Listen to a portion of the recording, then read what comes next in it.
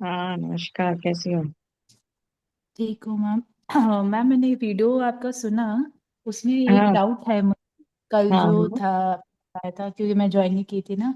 उसमें आपने अकर्म अकर्म और विकर्म के बारे में बताया था। हाँ। तो हमें अकर्म करना चाहिए या या हमको कर्म करना चाहिए? हमें अकर्म होना चाहिए, मतलब अकर्मी बनेंगे तब जाके योगी बनेंगे फिर। कर्म तो हो अच्छा। गया ना, कर्तव्य से कर हाँ। रहे हैं अभी। पर कर्तव्य में भी हमारा वो भाव आ अच्छा। गया कि जस्ट कर रहे हैं, मतलब उसमें कोई अब सुख दुख का वो नहीं हो रहा, अब हमें फील नहीं हो रहा। ओके। वो हो जाएगा अकर्म। अभी तो हमें फिर भी फील होता है ना, मतलब हाँ। कर्तव्य भाव तो आ गया, पर अभी भी हम उसमें मतलब आसक्ति है अभी भी हमको ना। कभी बच्चे को कुछ हुआ, उनको फील होता है। तो हाँ। फील होना बुरा बात नहीं है, पर वो प्रोलॉन्ग चलेगा, अगर लंबा चल जाता है ना कई बार। कुछ लोग पकड़ के ही बैठ गए हाँ। हैं जैसे। तो वो अभी क्या है, वो हाँ। कर्तव्य है, कर्म कर रहे हो पर कर्तव्य के साथ। पर अकर्म फिर क्या हो ओके। जाएगा, जिसमें ये वाला चीज भी मतलब वो बहुत जल्दी फिनिश हो जाएगा, वो आपका आसक्ति भाव। कि थोड़ी देर के लिए दुख लगा, ठीक है, पर निकल भी गए अच्छा। उससे हम। तो वो अकर्म हो ओके। जाएगा। तो हमें लास्ट में अकर्म है, क्योंकि हमारे लिए स्टेप्स चल रहे हैं। हम अकर्म करेंगे, फिर धीरे धीरे पंडित बनेंगे, फिर योगी बनेंगे, संत बनेंगे, and so on so on so on. तो लास्ट, क्योंकि वो अच्छा। कृष्ण जी उसको ये कहते हैं ना, योगी बन। हाँ। वो योगी तो बनाने के मैम उसके ये वाला स्टेप्स करा क्वेश्चन रहे हैं। ना, ये वाला हाँ, क्वेश्चन मैं लास्ट में वीडियो में जब पूछ आपका हो लीजिएगा। जाएगा तब से हाँ, पूछूंगी, पूछ लेना, ताकि हाँ, लोगों को बाकियों को भी भी और क्लैरिटी हो क्लियर हो जाएगी। जाएगा। एग्जैक्टली, हाँ क्योंकि ये ठीक है। क्वेश्चन अच्छा है, मे भी उनको क्लियर ही नहीं हुआ होगा और उनको क्वेश्चन ही नहीं आ रहा होगा, हो सकता है ना। हाँ हाँ हाँ, ये हाँ आप पूछ हाँ। सकती हैं, क्योंकि ये अच्छा है क्वेश्चन बहुत। ठीक है। और दूसरा क्वेश्चन ये पूछना था मैम, एक योगी और पंडित में क्या डिफरेंस है? ये अभी आएगा आज। ये आज वाले में अच्छा, अब आ हमारे जाएगा। आगे वो पंडित, मैंने जस्ट पंडित पे खत्म किया था, मतलब कि अब पंडित की जर्नी स्टार्ट करी। हाँ। अब वो आ जाएगा। ओके। ठीक है। ठीक है। उसमें मैंने सारे ओके। ही ले लिए, पंडित सिर्फ नहीं लिया। इसको मैं आज मतलब नमस्कार से पहले स्टार्ट कर दूंगी, ताकि ये सब पॉइंट्स अपने आप ही, अब पता नहीं ना, लास्ट में कई बार रहता नहीं है टाइम। तो ये भी रिकॉर्डिंग में ठीक है। आ ठीक जाएगा, है। ठीक है ना। तो पंडित और चलेगा ये मैम। सब हम आज करेंगे। ठीक है। ओके मैम, चलेगा। हाँ। तो पंडित वाले में बस लास्ट मैंने जस्ट स्टॉप किया था कल वाले में ना। तो आज मैंने इसलिए ओके वो ओके। सारे पॉइंट्स भी ले लिए कि पंडित और बाकी लोग कौन कौन है। जैसे पुजारी हाँ कौन वो होता है, एक्चुअली हमें मुझे। डिफरेंस क्लैरिटी हो कि ब्राह्मण कौन होता है, पुजारी कौन होता है, एंड सो ऑन। हाँ, यस यस यस, हाँ। तो ठीक है वो मैम। सारे पॉइंट्स बढ़िया मैंने है। ले लिए। हाँ, ठीक है। तो अभी आज वही सारा है। फिर धीरे धीरे ये मतलब जर्नी अब स्टार्ट हो गई हमारी योगी की, क्योंकि हमको समझ में आ गया कि हमारे कर्म हम्म, बन कैसे रहे हैं। ठीक है कि हम ठीक है। विचार ले रहे हैं, चलेगा। उन विचारों के साथ लिप्त हो रहे हैं, तो कर्म बन रहे हैं। हम्म। लिप्त नहीं होंगे तो कर्म नहीं बन रहे, है ना। ठीक है मैम। ठीक है, चलिए हम्म। स्टार्ट करते हैं। सो नमस्कार। हम्म। मेरी आत्मा आप सबकी आत्मा को नमस्कार कहती है, और आप सबका मेरे साथ जुड़ने का बहुत बहुत धन्यवाद। सो अभी तक हमने अर्जुन विषाद योग देखा, सांख्य योग देखा, और हमने उसके बाद कर्म योग देखा, राइट, और हम ज्ञान योग कर रहे हैं। तो इस सब में हमने क्या देखा कि हम जो कार्य करने हैं उसमें हमको हमेशा क्या रखना है, विनम्र भाव और श्रद्धा भाव, और कार्य के प्रति हमें जागरूकता रखनी है। क्योंकि हमने अनासक्ति योग भी देख लिया और मुमुक्षु भी देख लिया कि मुमुक्षु कौन है। तो हमें ये समझ में आ गया कि कार्य के प्रति हमें विनम्र भाव रखना है, श्रद्धा भाव रखना है, कर्तव्य समझ के करना है, पर उसमें आसक्ति रहित होना है। मतलब अनासक्ति की तरह करना है। तो अनासक्ति करने के लिए हम क्या कर सकते हैं कि हमें ये क्या है कि हम अपने कार्य करने से पहले जो मेजर मेजर कर रहे हैं उसके प्रॉस एंड कॉन्स अगर हम पहले ही पता लगा लें, तो हम ऑटोमेटिकली सफल होंगे या असफल होंगे, तो हमारी वृत्ति वैसी नहीं होगी ना, जो अभी हम दुखी हो जाते हैं। तो कुछ करने से पहले हम उसको पहले चेक कर रहे हैं कि ओके, क्या क्या पॉसिबिलिटीज हो सकती हैं अगर मैं ये कार्य कर रही हूँ। तो क्या क्या राइट थिंग होंगी, क्या क्या राइट थिंग होंगी, कि am I ready for all this things. Clear हो रहा है। तो इस तरह मैं रेडी हूँ, तो मुझे फिर आसक्ति कम होगी ना अपने आप ही, क्योंकि मुझे पहले से ही पता है कि हाँ, ये कार्य शुरू करने से पहले हो सकता है कि मुझको ये वाला फेलियर फेस करना पड़े। इसमें छोटा सा, बहुत छोटे से लॉजिक से लें कि माँ है, खाना बना रही है, खाना बना रही है, मे भी रोटी कई बार जल जाए, तो ये फेलियर हो गया एक किस्म का, अगर हम ऐसे लें तो। पर फेस कर सकते हैं हम। तो हमने ये देखा कि कार्य करने से पहले हमें विनम्र भाव रखना है, श्रद्धा भाव रखना है। और हमारा कार्य करने से पहले अब हमारी जागरूकता हो गई है, क्योंकि अब हमें पता है कि हमारी वृत्ति हमें क्या रखनी है। हम प्रॉस एंड कॉन्स पहले से ही डिसाइड करके रख रहे हैं कि ओके, इस कार्य को करने से पहले ये फायदे हो सकते हैं, ये लॉस हो सकते हैं। Now I if I am ready, go ahead. और नहीं भी रेडी है तब भी गो अहेड। अब मुझे मालूम है कि हाँ, ये लॉस तो हो सकता है, ये भी हो जाए हमारे साथ। तो ऑटोमेटिकली हमको उससे फिर इतना दुख नहीं होगा, हम बंधन में नहीं बंधेंगे। राइट। और हमने कल मुमुक्षु से समझा ही है, क्योंकि विचार आते हैं और विचारों के बाद, क्योंकि क्या होगा अगर सपोज फेलियर आया, तो हमारे विचार क्या होंगे? आए, हम फेल क्यों हुए, मैंने तो बड़ी मेहनत की थी एंड ऑल। अब वो विचार कम आएंगे, क्योंकि हम पहले से ही जागरूक थे कि हाँ, ये हो सकता है, ये पॉसिबिलिटी हो सकती है। क्योंकि अगर एक सपोज मकान बना रहे हैं, अब मकान का नक्शा तैयार हो गया, अब उसका बिल्डिंग जब खड़ी हो रही है तो कई कई प्रॉब्लम्स आती है ना, छोटी छोटी हर्डल्स। तो कई बार हमने सपोज दरवाजा यहाँ रखा हुआ था कि यहाँ बनाएंगे, पर उसके आगे गवर्नमेंट का कुछ रूल बना तो उसके आगे पिलर खड़ा हो रहा है। तो हम पिलर एकदम दरवाजे के आगे पिलर तो नहीं रख सकते ना, तो हमारे दरवाजा की लोकेशन क्या हो जाएगी, बदल जाएगी बनाते वक्त। तो जो बनाने से पहले जो लोकेशन थी वो मुझको बदलनी पड़ गई। अब मैं इसको लेके बैठ जाऊं तो मैं दुखी होंगी। नहीं लेके बैठी, क्यों? क्योंकि हो सकता है कि उस समय सिचुएशन जो थी, उस समय मैंने दरवाजा यहाँ सोचा था, अब दरवाजा थोड़ा सा पीछे इधर को साइड पे हटा के बनाना पड़ रहा है। तो उसकी वजह से हो सकता है कमरे की भी लोकेशन का स्टाइल बदल जाए, कि बेड इधर रखना था, अब इधर रखना पड़ेगा। तो हम ये छोटी छोटी चीजों से हम प्रॉस एंड कॉन्स अगर सोच के चलेंगे तो हमारा ऑटोमेटिकली स्वभाव क्या हो जाएगा, हमारे स्वभाव में अपने आप ही संयम आ जाएगा। तो ये हमको अपने आप ही आ जाएगा, तो हमें ये ऑटोमेटिकली समझ में आ जाएगा। और इसी से क्या मतलब कि हमने शुद्ध भाव से कार्य किया और उसमें आसक्ति हमारी नहीं हुई। तो ये हमने कल समझा। तो इसमें हमने ये देखा कि सिर्फ क्या किया, क्यों किया, कैसे किया, कि किसके लिए किया, ये सब हम देख कर चल रहे हैं। बड़े बड़े कार्य अगर हम कर रहे हैं तो उसमें हम ये सब चेक करके ही कार्य कर रहे हैं। तो ये सब हमने अभी तक जितना पढ़ा है उसका छोटा सा वो है। अब अगला है हमारा, जिसमें उसने बोला कृष्ण जी ने कि अब आप पंडित बनो। तो पंडित क्या होता है? पंडित आते हैं हमारे यहाँ, हवन भी करते हैं। तो वो क्या करते हैं, आपके यहाँ हवन करते हैं तो क्या होता है, सारी सामग्रियों को हवन में, अग्नि कुंड में डालते हैं, मतलब जल जाती हैं वो सारी, है ना। अग्निकुंड में जलेगा तो वो जल गई। तो अगर मैं अपनी काम वासना और ये सब चीजें उसमें डाल दूं तो मेरी क्या होंगी, ऑटोमेटिकली वो स्वाहा हो गई। राइट। तो ज्ञान और अग्नि का उन्होंने यहाँ पर हमको संबंध बताया है कि अब आप अपनी काम और वासना को रोज अगर अपनी लिस्ट बनाएं, क्योंकि ये बेकार की वासना है, ये जरूरी है या नहीं है, इस तरह की अगर हम लिस्ट बना लें और उसमें हम चेक करें कि कई बार हमारी वासनाएं ऐसी होती हैं जिसकी हमारा कोई जरूरत नहीं होती है। लेट इट बी बीएमडब्ल्यू ही है, बीएमडब्ल्यू के बगैर भी चल सकता है। तो ऑटोमेटिकली अब मैं सोच सकती हूँ कि हाँ यार, उसमें इतना पैसा लग जाएगा, ये पैसा लेट इट बी बेटी की शादी के लिए थोड़ा सा रख लें। तो हम किसी तरीके से अब हम अपने आप वासनाओं का स्वाहा भी कर सकते हैं। तो हम ज्ञान और अग्नि का संबंध यहाँ पर उन्होंने दर्शाया है। अब हम यहाँ पर क्या है कि पंडित बनो पहले, फिर धीरे धीरे उन्होंने जर्नी कहा है योगी बनने के लिए। तो अब हम देखते हैं पहले इन सब में डिफरेंस क्या है, पंडित, योगी। तो मैंने सारे डिफरेंस ले लिए हैं, ऋषि, मुनि, साधु, संत, सन्यासी, आचार्य, इन सब में क्या डिफरेंस है। तो पहले हम लेते हैं ऋषि। ऋषि कौन है? जो वेदों का ज्ञाता है, जिसको वेदों का सारा नॉलेज है। तो जैसे हमारे ब्रह्मा जी हो गए, वेद व्यास जी हो गए, वो सब किस कैटेगरी में है? ऋषि में है। और ऋषि को भी सब कैटेगरीज किया हुआ है, जिसमें मैंने राजा निमि बताए थे, राजा जनक बताए थे। और आप देखें तो हमारे श्लोकों में इन दोनों का नाम कृष्ण जी ने लिया है। मतलब वो उनको कितने अच्छे ऋषि मानते थे। आप निमि की स्टोरी देखें तो निमि ने कितने आराम से एक्सेप्ट किया जब उनको श्राप दिया, क्योंकि वो इतने इस लेवल में पहुंच चुके थे कि उन्होंने उसको एक्सेप्ट किया, इट्स ओके। तो राजश्री उनको उपाधि मिली थी इसलिए। तो ऋषि हैं जो वेदों के ज्ञाता हैं। मुनि मतलब मनन में रहने वाला, मनन करता रहता है। तो वो अपना, उसका चिंतन ही क्या है, एक ही विषय है कि ईश्वर प्राप्ति का मनन करता रहता है। उन सबको कैटेगरी किसकी दी है? मुनि। वो लोग होते हैं मुनि। तो वो जो सिर्फ ईश्वर के हिसाब से ही सोच रहते हैं, अगर ईश्वर होगा तो ऐसे होगा वैसे होगा, तो वो उसी मनन में ही रहते हैं। तो वो होते हैं मुनि। और साधु कौन होते हैं? जिन्होंने साध लिया। तो जिन्होंने आध्यात्मिक जीवन साध लिया, वो साधु हो गया।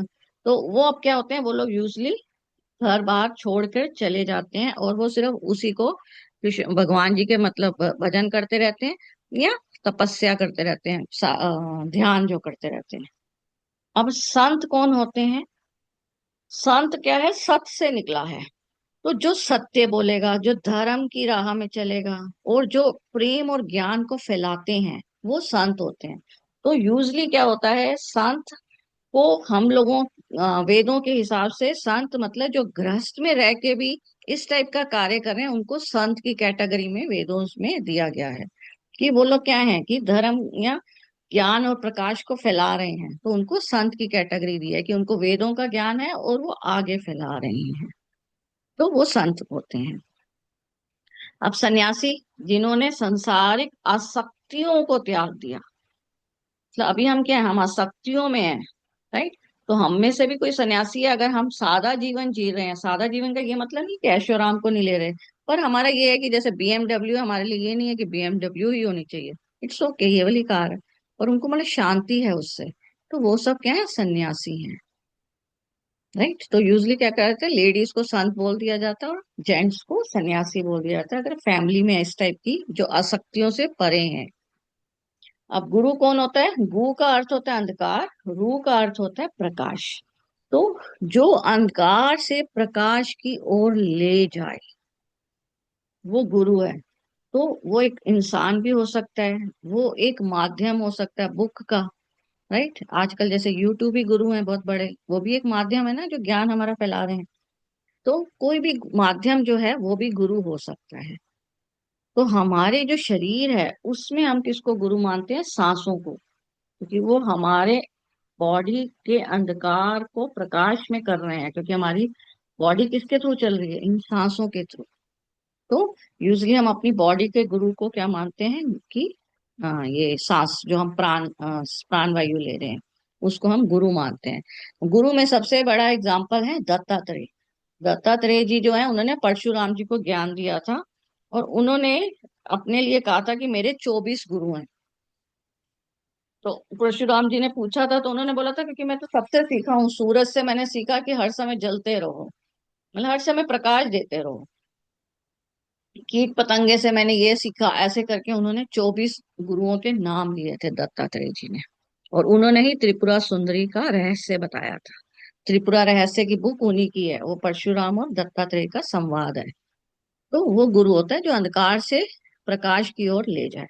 अब आचार्य कौन होते हैं? जो वेदों के ज्ञाता तो हैं, पर वो पढ़ा रहे हैं गुरुकुल में, इसकी शिक्षा भी देते थे ना, ऋषि लोग नहीं दे रहे होते थे। ऋषि लोग सिर्फ अपना जानते हैं, तो वो बहुत बड़ी बड़ी बुक्स छाप रहे हैं जैसे वेद व्यास एंड ऑल, वो वहां जाके पढ़ाते नहीं थे। जो पढ़ाने लग गया वो आचार्य उस समय कहलाएगा, राइट। तो पुरोहित कौन है? पुरोहित है पर प्लस हित से बना हुआ। तो जो व्यक्ति दूसरों की चिंता करे, दूसरों के हित के लिए काम करे, राइट। क्योंकि हमने पहले भी पढ़ा ना, परा मतलब परे हो गया। कृष्ण जी ने बोला था ना, परा और अपरा। तो परे हो गया, तो दूसरों की हित के लिए, अपने से तो वो परे ही हो चुका है, तो दूसरों के हित के लिए कार्य कर रहा है, वो होते हैं पुरोहित। तो पहले क्या होते थे, जो यज्ञ होते थे, यज्ञ में जो यज्ञ को कराएगा वो कौन होते थे? पुरोहित होते थे। फिर उसके बाद आगे ब्राह्मण। अब ब्राह्मण जो है वह कौन है? ब्रह्म शब्द से बना है। तो ऑफ कोर्स वेदों के ज्ञाता तो हैं, वो क्या है, वो इन सब चीजों से ही परे हैं। उनको हम ये मान के चलते हैं कि उनको अब ये जो कर्मा थ्योरी है वो उनपे लागू ही नहीं हो रही, मतलब वो इतनी ज्यादा हाई हाई कैटेगरी में आ गए, ईश्वर से थोड़ा सा रिलेटेड भी कह लो नीचे आ गए। तो तो वो उसमें आ गए हैं कि उनको अब कर्म का अफेक्ट नहीं होगा। मतलब अगर उन्होंने किसी को श्राप भी दिया तो उनको ये नहीं है कि अब उनको भी भुगतना पड़ेगा उसका। अभी तो हमारा लेन देन का सिस्टम है ना, मैंने कुछ दिया तो मुझे लेना है। पर ब्राह्मण उन सब से ऊपर चले जाते हैं। और पुजारी जो होते हैं, पुजारी कौन है? जो पूजा पाठ करेंगे, राइट। तो पूजा पाठ मंदिर में जो करते हैं वो सब पुजारी हैं। अब इसी में पंडित कौन है? जो किसी विशेष में उसकी उसने क्षमता पाली, कि किसी विशेष में विद्या पाली, राइट। तो अब हमारे यहाँ जैसे पंडित आते हैं, तो अब अगर वो लोग क्या होते हैं, वो लोग जब श्लोक बोलते हैं तो अगर उनका देखो तो उनका उच्चारण कितना प्यारा होता है। हम लोग श्लोक को बोले तो हम ढंग से नहीं बोल पाते हैं, एटलीस्ट उतना मैं जैसे देखती हूँ। तो वो लोग जो होते हैं, उन्होंने विशेष क्षमता पाली, वो श्लोकों का उच्चारण या ये सब बहुत अच्छे ढंग से करते हैं, और उसमें अच्छे से उनका नॉलेज भी होता है उन श्लोकों का।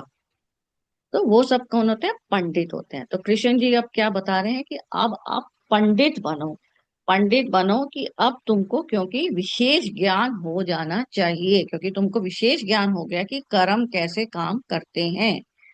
तो अब कृष्ण जी यहाँ बोल रहे हैं कि तुम पंडित बनो, और आगे तुम्हें क्या बनना है? योगी।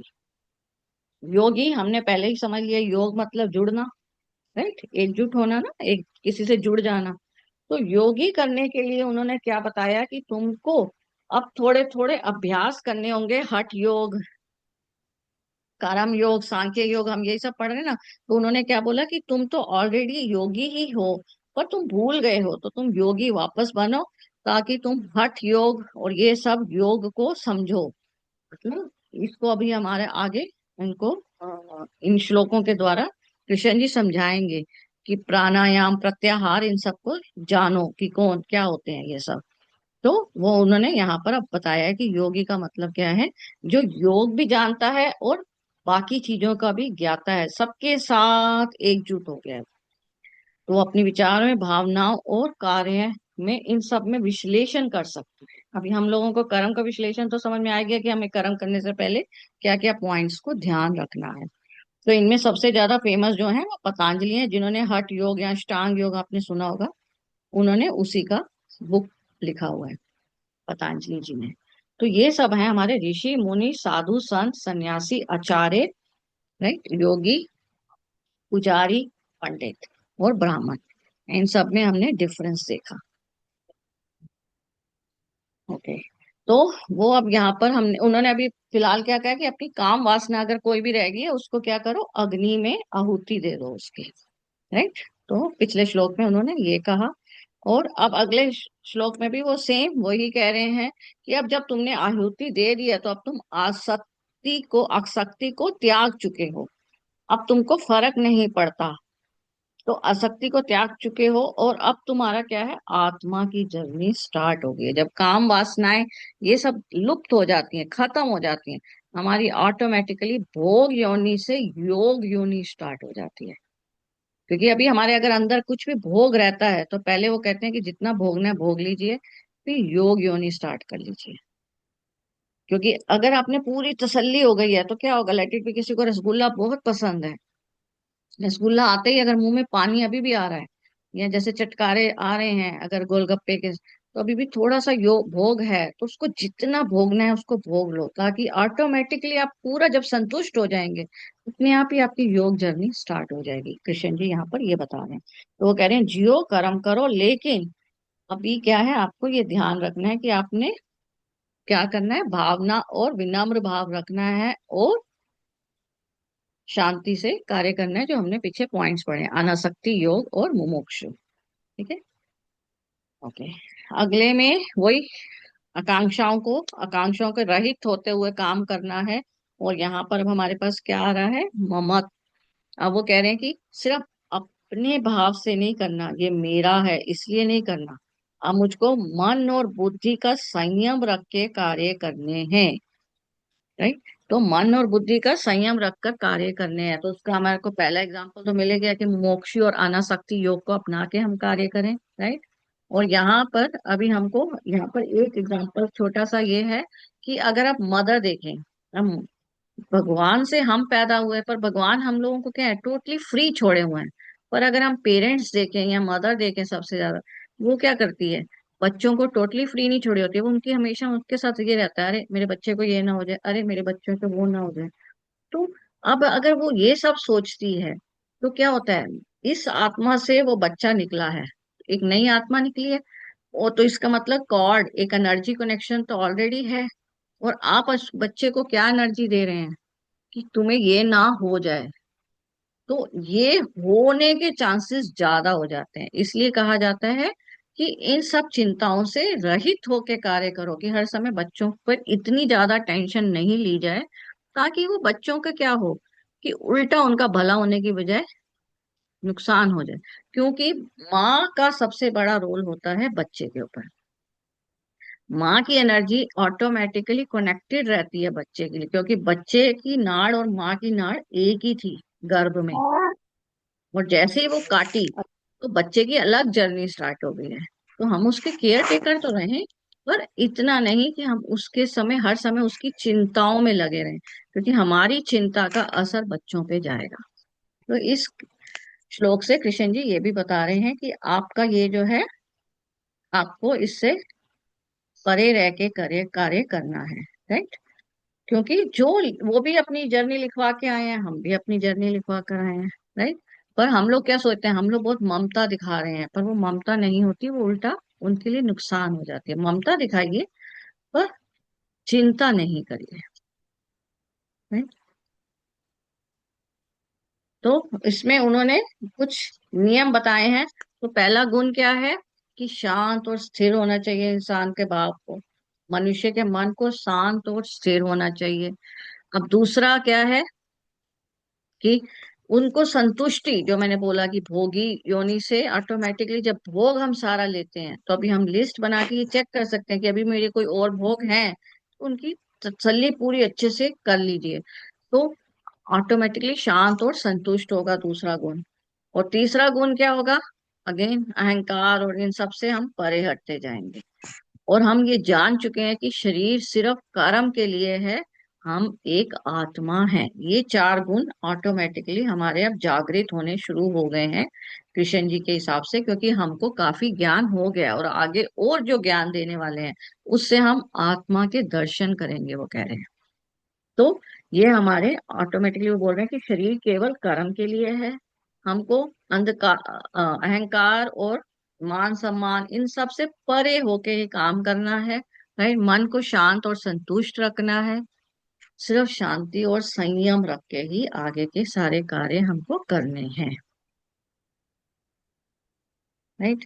तो मन और इंद्रियों का संयम, इससे हमको क्लियर होगा कि हमारा मन और इंद्रियों में संयम आना जरूरी है। और कैसे आएगा वो अब इसके आगे के श्लोकों में कृष्ण जी बताएंगे कि मन और इंद्रियों में संयम कैसे आए।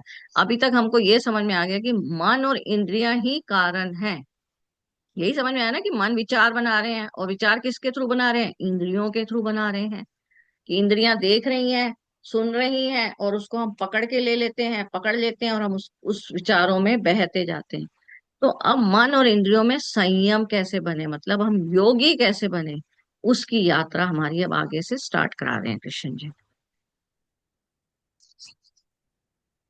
और इसकी यात्रा शुरू करने से पहले उन्होंने यही बोला है कि ईर्ष्या और द्वैत भाव से मुक्त होना होगा हमको पहले। तो हमारे अंदर से ईर्ष्या भाव खत्म हो जानी चाहिए, और द्वैत भाव कि मैं और मेरे, ये वो वाला भाव खत्म हो जाना चाहिए। नहीं तो ये क्या करेगा, हमारी असफलता का कारण भी बन सकता है, और कर्मास का कारण भी बन सकता है। राइट। फिर 23वें श्लोक में वो क्या बोल रहे हैं कि हमारा जो मन है, और अब वो मन में हमारे अंदर हमने अपने बुद्धि में ज्ञान के बीज बो लिए हैं, तो वो आज नहीं तो कल ऑटोमेटिकली अंकुरित होंगे। अभी आपको ज्ञान मिल गया है, कृष्ण जी बोल रहे हैं, पर ये धीरे धीरे अंकुरित हो जाएंगे अपने आप, क्योंकि इन सबको क्या है, हम लोग पर ज, सांसें ले रहे हैं, तो धीरे धीरे अंकुरित हो जाएंगे। अब आपको पता ही नहीं चलेगा आपकी कब जर्नी ये वाली स्टार्ट हो गई है। तो अभी उन्होंने इसमें हमें क्या बताया है कि आत्मा का जर्नी स्टार्ट होने वाला है, जिसका जो क्या है, इन सब में कैद है। मन की वजह से, शरीर की वजह से, इंद्रियों की वजह से और बुद्धि की वजह से, इन सब में कैद है। और अब ये सारे क्या है, बंधन खुलने वाले हैं, क्योंकि हमारी अब योगी की यात्रा शुरू होने वाली है। तो इसमें सबसे पहला कौन सा है, 24वां श्लोक, जिसमें उन्होंने क्या बोला है कि अब हर चीज हमारा एक यज्ञ की तरह है। तो उसमें सबसे पहला उन्होंने किसको बोला है, भोजन को। ठीक है। ब्रह्मार्पण ब्रह्म हवि। अब वो बता रहे हैं कि अग्नि में जब आप आहुति देते हैं, तो उसमें क्या होता है, जिस पात्र में देते हैं, मतलब जो हवन कुंड होता है, उसको भी ब्रह्म समझिए, और जो आप आहुति दे रहे हैं वह सब भी ब्रह्म है। तो तिल जौ घी ये सब वस्तु क्या है, ब्रह्म है। तो इसको भोजन से उन्होंने किस तरह बोला है कि अब जब आप खाना खाते हैं, तो मैंने आपको बोला पिछली अगर आप वीडियोस देखें तो उसमें मैंने बताया क्या था कि आपके पेट में जहां पर नाभि है वहां पर क्या है, अग्नि तत्व है। तो जो आप भोजन खा रहे हैं वो वहां पर क्या हो रहा है, यज्ञ की तरह उसको वो जलाता है। जो रेसिड्यू होती है वो हमारा मल मूत्र की तरह निकल जाता है। और जब वो उसको जलाता है, उसका जो धुआं है एक किस्म का, वो हमारा क्या है, वो प्राण वायु हमारी सारी अंगों में फैल जाती है।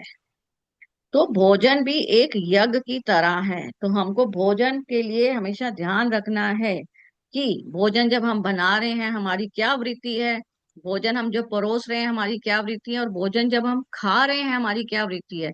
जिस वृत्ति से हम खा रहे हैं, भोजन वैसा ही पच के हमारे पूरे अंगों में फैल रहा है।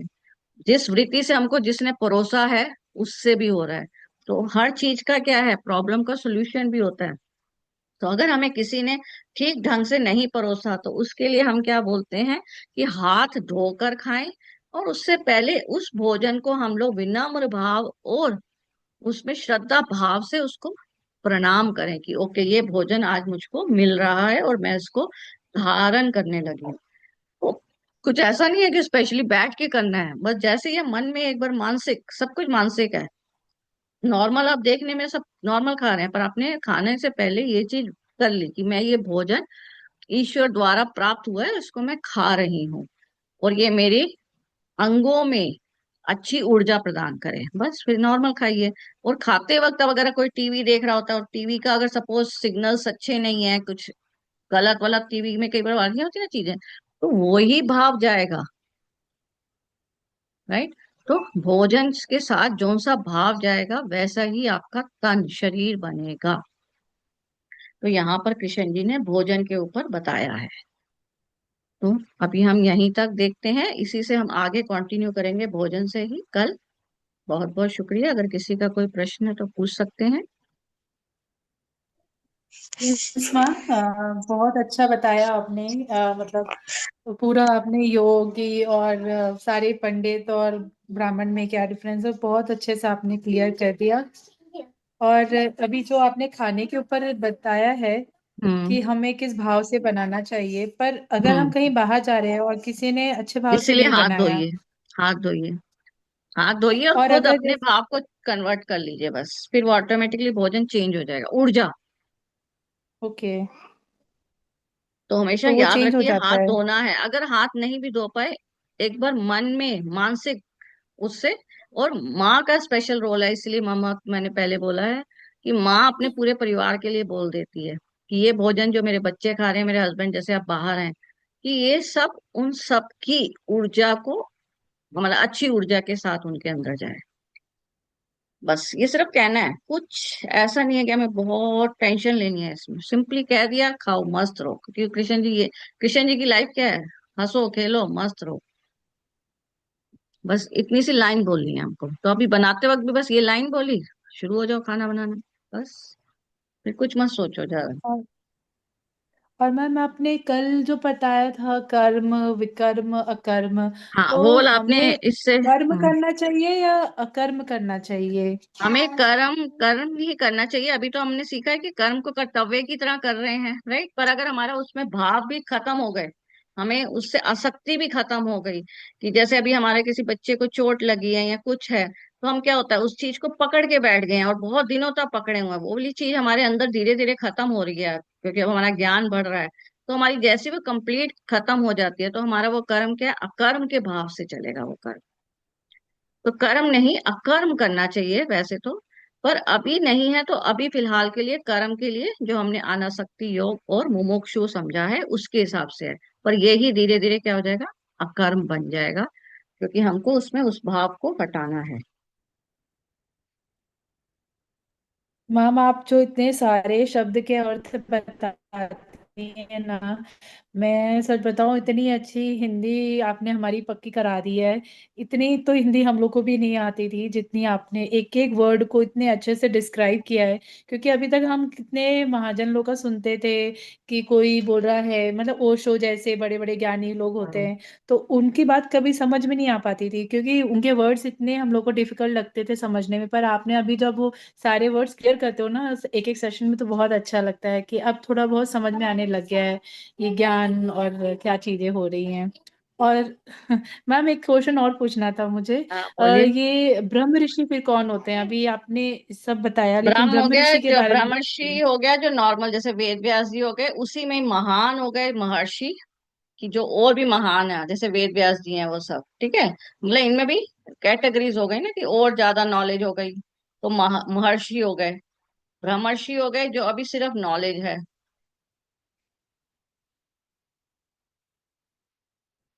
ठीक है। ओके, तो ऋषि ब्रह्म हुआ ऋषि सिर्फ मतलब एक नॉलेज है, एंड है? मतलब ऋषि हुआ नॉलेज है, उसमें थोड़ा सा और आगे बढ़े, इनके स्टेप्स हो गए इन लोगों के, फिर ब्रह्मर्षि और फिर महर्षि, ऐसे फ्लो चार्ट में, मतलब महर्षि के नीचे ब्रह्मर्षि, ब्रह्मर्षि के नीचे ऋषि। Thank you ma'am. Okay, thanks a lot, धन्यवाद।